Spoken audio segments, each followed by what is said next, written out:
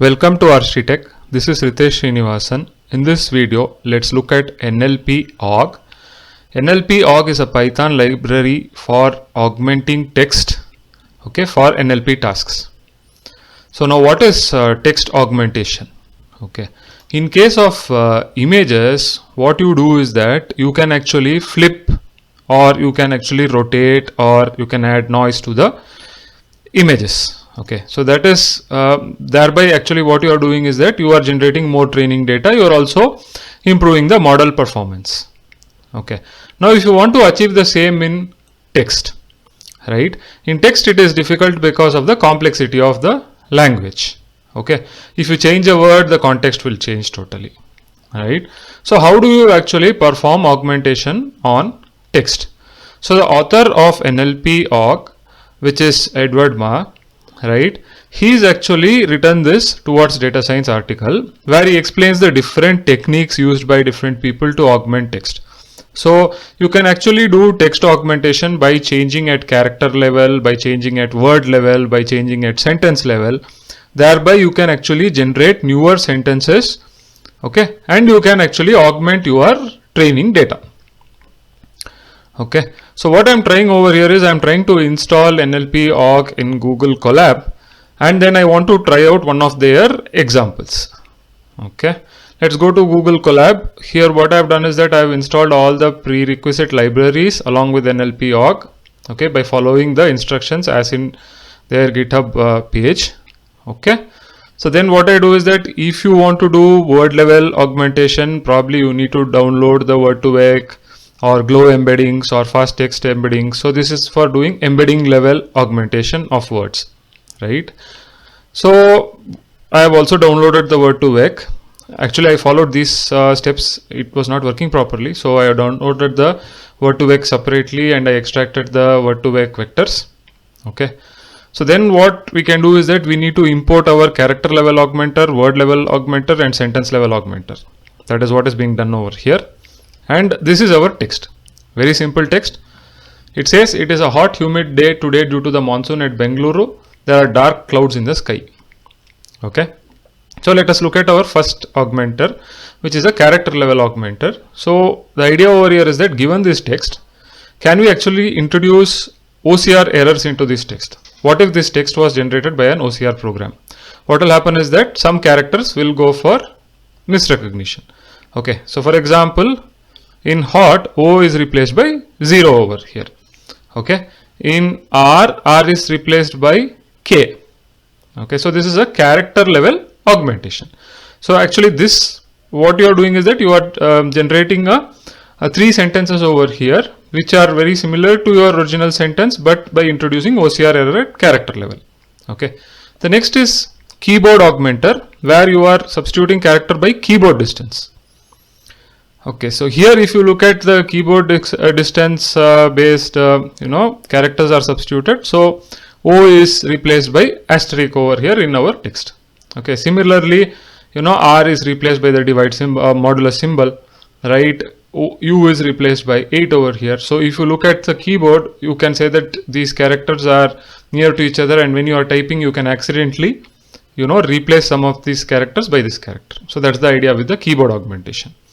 Then you can have random augmentation, whereby you can either insert text randomly or you can substitute text randomly. So in the text, when I'm saying insert or substitute, it is character level again.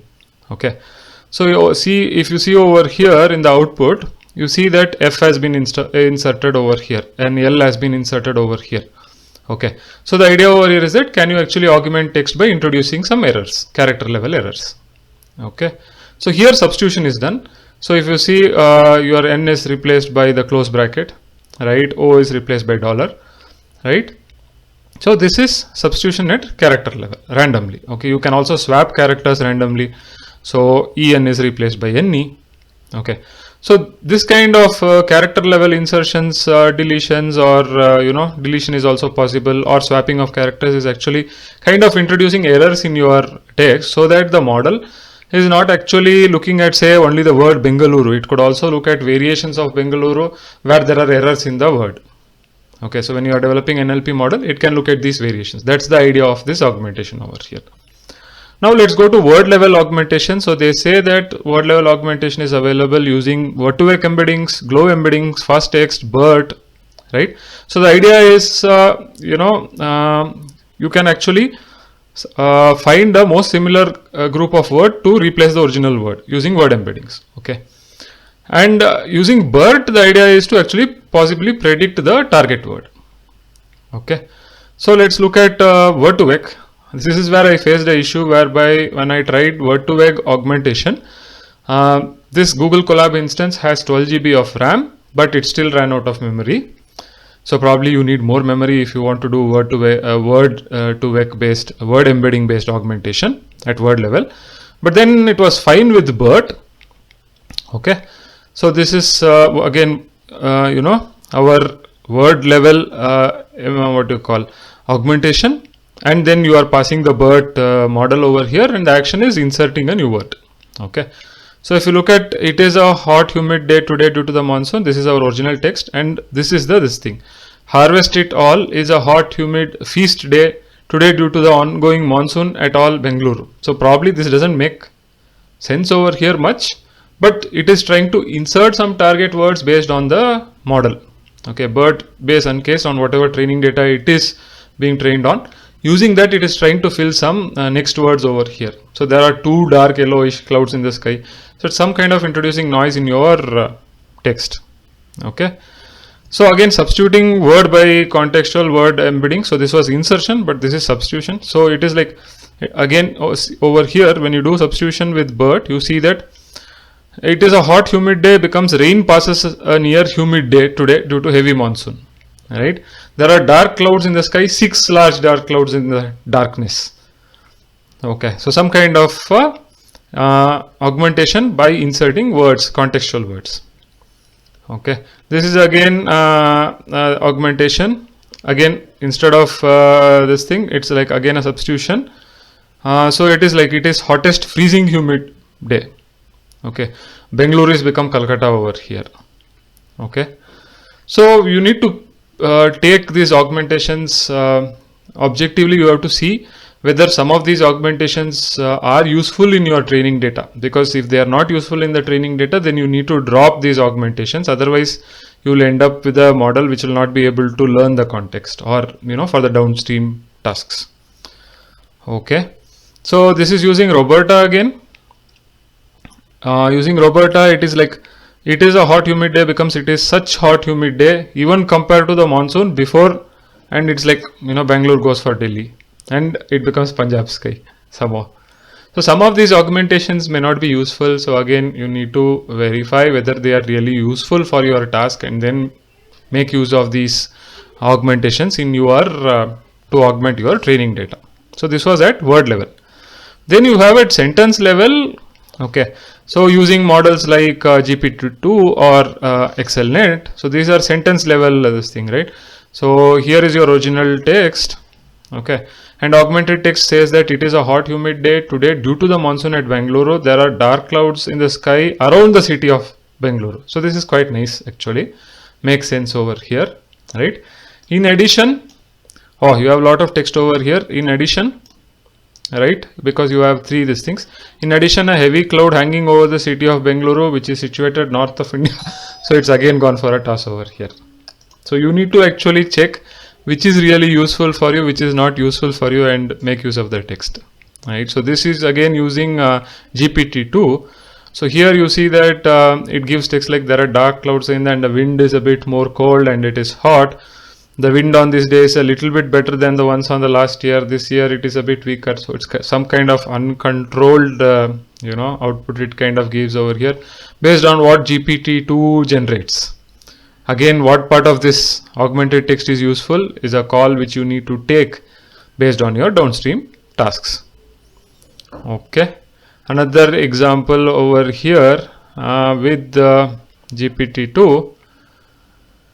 Okay, so it gives a slightly different one over here, right, compared to the previous one, where you have the skies are gray and seems the earth is starts walking away. So doesn't make much sense over here. Okay, this is Distill GPT-2. with again augmenting the same text. Okay, there are dark clouds in the sky. We have to keep moving until we can get to some shelter or something. So again, it doesn't make much of a sense. Some things are useful, some things are not useful in this augmentation. There is also an abstractive summarization based augmenter where you have a piece of text, you can generate an abstractive summary which can become your augmented text. Okay, so for example, if this is your article which talks about statistical machine translation systems or something, right? So when you give this as an input, it makes use of a T5 based transformer, and based on that it gets an abstractive summary from this, okay, to actually augment. So it kind of pulls in some sentences from your generate some sentences from your text. Okay, so there is still a lot to explore in this tool. There are a lot of augmentation methods available over here. So this is a huge list over here, right, on the different types of augmentation. But whether these augmentations are useful for your downstream tasks, say for example you want to develop an NLP model for classification, right, is actually dependent on your data and your downstream tasks. So you have to actually look at these augmented outputs to see whether some of which can be used for your purpose or not, and then make use of this library in an appropriate manner. I'll be posting the relevant links in the description of the video. I hope you like this video on NLP.org. If you like the video, please like, share, subscribe to the channel. See you in a new video. Happy learning.